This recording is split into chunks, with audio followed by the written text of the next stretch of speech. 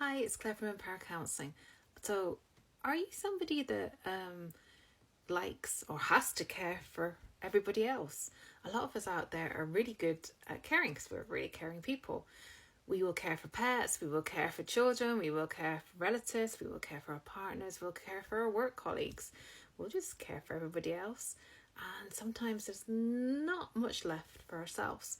But it's really important, if you are one of these caring people and you enjoy caring, you get something from it, that if you want to continue to do that, you actually need to build a foundation of care for yourself first. So it's very much like that old adage of if you're on an airplane, you put on your own oxygen mask before you put on somebody else's. So it's really important to self-care first. So how do we do that? How do we know if we're actually not caring enough for ourselves?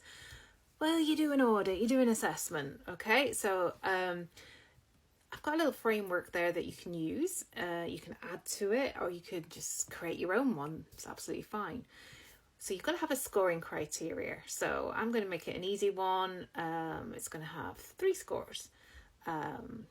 Number 1 is I rarely do that. I don't really do that. Number 2 is I do that okay. Do it well enough.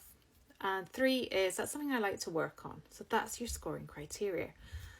And then how would we go about it? Well, we'll put it into some groups. So one of the things about self-care is probably the physicality. So do we sleep enough?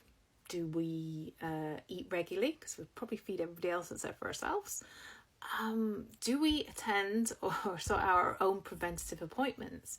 So do we make sure that we go to the opticians? Do we make sure that we go to the dentist? Do we make sure that we have our doctor's review? Because it's important to prevent things before they happen, obviously. So get those preventative appointments booked. The other thing is, I'm just looking at my HMR tax envelope here. Scribbled it all on here. Do we rest when we're sick? A lot of us don't, but it's really important that you do. So you've got your scoring criteria, if you remember it. 1 being, I rarely do that, I don't really do it. 2, do it okay, do it quite well. And 3, that's something that I want to work on. So another area is social. So do you actually have stimulating conversations with people?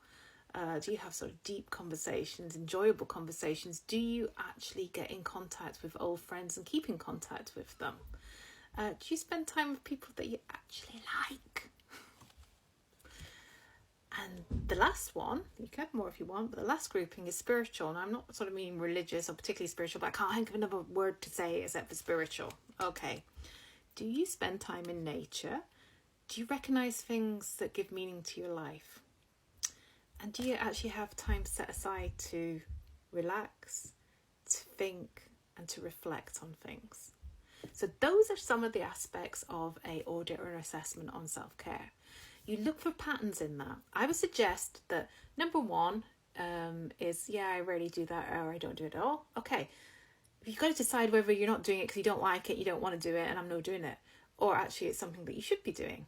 Number 2, actually, I think you can just about get rid of that one because, all right, you do it well. It's good enough. Great. You may want to focus on that later. Number 3, I want to do something about that. I want to improve on it. Okay, so I would say the one that you want to improve on is the most important one because you've already got a motivation to do something about that, a recognition that, actually, this is something that I want to address and I want to get on with. Self-care is pure damn well important.